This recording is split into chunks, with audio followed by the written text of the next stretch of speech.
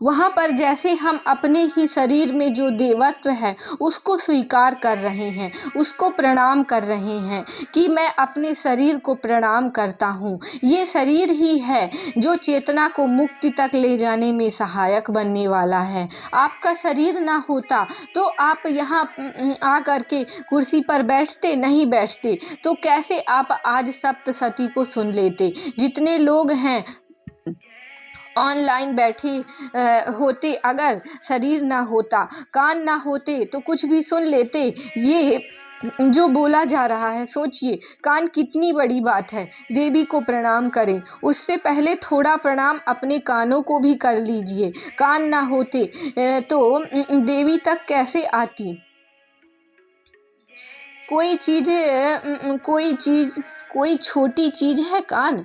कान ना रहे तो पता चलता कि कितनी छोटी चीज़ है कान। अब देखिए, कोई कहता है कि मेरे पास धन नहीं है, मेरे पास बंगला नहीं है, गाड़ी नहीं है, सुख सुविधाएं नहीं है। रुकिए, सबसे पहले तुम्हारे पास शरीर है, आँख है, नाक है, हाथ है, पैर है, बिल्कुल बढ़िया सुंदर शरीर है। लंगड़े लूले अंधेरे बहरे ये सब तो नहीं हो ना। सबसे बड़ा धन तुम्हारा शरीर है। फिर इसके बाद आप उस शरीर से क्या क्या बना सकते हो, वो जब आप बनाओगे तो आपको खुद पता चलेगा। ठीक है, ये जो सुख सुविधाएं, भौतिक सुख सुविधाएं होती हैं ना, जिसको इनकी लालसा होती है, इच्छा होती है, तो भौतिक सुख सुविधाएं बैठे बैठे नहीं मिलती हैं। उसके लिए श्रम करना पड़ता है, मेहनत करनी पड़ती है, आलस त्यागना पड़ता है और श्रद्धा दिखानी पड़ती है, तब जाके वो सब सुविधाएं मिलती हैं। ठीक है, तो कोई कहता है कि नहीं है, तो वो सारी चीज़ें मेहनत से मिलती हैं। ठीक है, अगर आपको चाहिए है तो आप मेहनत करिए, उठिए और मेहनत करिए और पाइए, और पाने के बाद भी उसका सदुपयोग करना है। ठीक है, ये नहीं कि बस आप पा लिया है तो बस। छोटी चीज़ है कान, समझ में आ रही है बात। तो फिर आगे की कहानी अब अम्बा देवी के साथ है। पार्वती जी के शरीर से अंबिका देवी हुई थी, वही अम्बा देवी है। तो अब वो अम्बा देवी महासुंदरी। तो सारी सुंदरता क्या है? प्रकृति। सारी सुंदरता प्रकृति है। तो सुंदरता देखते ही ये नहीं करना कि टूट पड़े। कुछ भी सुंदर हो सकता है, स्त्री पुरुष ही नहीं सुंदर होते। अब तो वो चलता है ना, आप उसको फूड पॉर्न बोलते हैं। वो भी वैसे ही ललचाता है जैसे किसी की देह ललचाती है। सुंदर कपड़ा दिख गया, सुंदर खाना दिख गया, और सुंदर क्या होता है, हर चीज़ ही सुंदर बनाई जाती है बाजार में। तो सुंदर फर्नीचर दिख गया, कुछ भी दिख गया तो उस पर टूट पड़े। तो कहा गया है कि जो सबसे सुंदरतम हो सकती है वो अम्बा देवी है। और ये भी बोला गया है कि जो अभी अब आगे आएगा वो सबसे भयानक हो सकती हैं। अभी अभी आएंगी काली, कि वो सूखी हुई हैं बिल्कुल, उनके शरीर से उनकी खाल चिपक गई है, वो इतनी सूखी हुई हैं, मांस सूख चुका है। ऐसे ही आगे उनका वर्णन आएगा। और उनका जो सिर है उनके शरीर के अनुपात में बहुत बड़ा है, और उनकी जीभ ऐसे लपलपा रही है, लटकी हुई है और भयानक है। तो सुंदरतम अम्बा देवी हैं, वो भी देवी से ही आ रही हैं। और जो सबसे असुंदर है दिखने में, काली देवी, वो भी देवी से ही आ रही हैं। तो जो सुंदर है वो भी क्या है, देवी है, और जो असुंदर है वो भी क्या है, देवी है। दोनों को एक ही जानना, सुंदर और असुंदर को, ये संभाव की बात है कि दोनों सुंदर और असुंदर एक हैं, और दोनों संभावित रूप से पोटेंशियली मेरी मुक्ति के साधन हैं। इसलिए मैं दोनों को नमस्तस्यै नमस्तस्यै नमस्तस्यै, मैं सबको ही नमन करता हूँ। जगत जो पूरा है ये यूं ही नहीं है, ये मुझे दिया गया है एक संसाधन के तौर पर, एक संभावना, एक अवसर के तौर पर। तो यहाँ जो कुछ भी है, काला है तो उसको भी नमस्कार है, सफ़ेद है तो उसको भी नमस्कार है। मैं अगर किसी का उपयोग ना कर पाऊँ तो गलती मेरी है।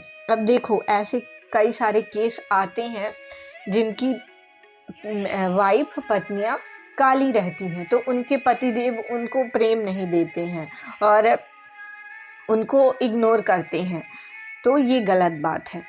कोई सुंदर लड़की को देख करके आप उसकी तरफ आकर्षित हो जाएं और कोई कुरूप है तो उसकी तरफ, मतलब आपने उसकी सुंदरता से प्रेम किया है, ठीक है, तो ये प्रेम बिल्कुल गलत है और ये प्रेम नहीं है, ठीक है। जब प्रेम होता है ना तो सारे भेदभाव मिट जाते हैं और प्रेम एक नदिया की तरह, एक झरने की तरह, एक बरसात की तरह होता है। जब इंसान के अंदर आता है ना तो वो ये नहीं देखता है कि ये काला है, कि ये गोरा है, कि ये अमीर है, कि गरीब है, कि अच्छा है, कि बुरा है, सब में बिल्कुल एक बराबर बरसता है ना। जब पानी बरसता है, जब धूप खिलती है, जब चंद्रमा आते हैं, तो कोई भेदभाव करता है कि मैं इसको अपनी रोशनी नहीं दूंगा, कि मैं इसको अपना पानी नहीं दूंगा।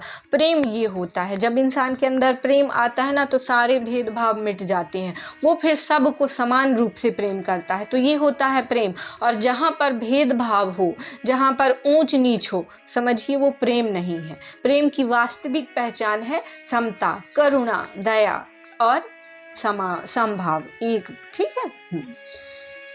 तो जगत जो पूरा है ये यूं ही नहीं है, ये मुझे दिया गया है एक संसाधन के तौर पर, एक संभावना, एक अवसर के तौर पर। तो यहाँ जो कुछ भी है, काला है तो उसको भी नमस्कार है, सफ़ेद है तो उसको भी नमस्कार है। मैं अगर किसी का उपयोग ना कर पाऊँ तो गलती मेरी है।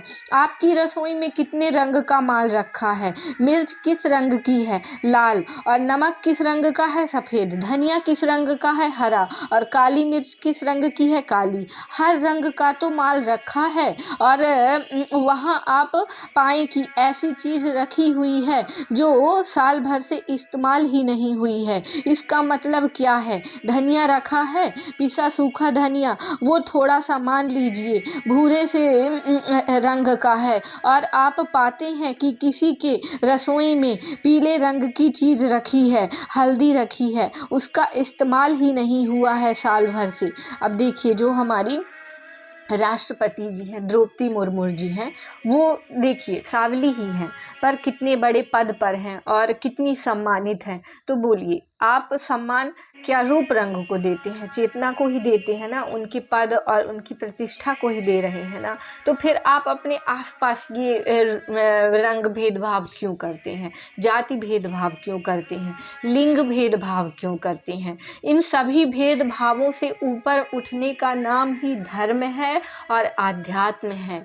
जो भी धर्म हमें जातिगत भेदभाव, लिंग भेदभाव, रंग भेदभाव की बातें करता हो, समझ लीजिए वहाँ पर धर्म नहीं है और वहाँ से दुम दबा करके आपका भाग जाना ही बेहतर है। धर्म एकता सिखाता है, धर्म प्रेम सिखाता है, धर्म दया सिखाता है, धर्म करुणा सिखाता है।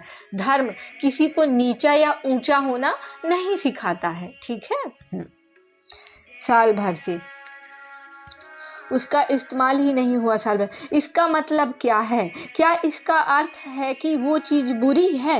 वो पीले रंग की चीज़ बहुत गंदी है, उसका इस्तेमाल ही नहीं हुआ है साल भर से, इसका मतलब वो चीज़ बुरी है? इसका क्या मतलब है? आपको इस्तेमाल करना नहीं आया, और जिन्हें इस्तेमाल करना आता है ना, रसोई में हर रंग का माल उसके पकवान को और स्वादिष्ट और पौष्टिक बनाता है।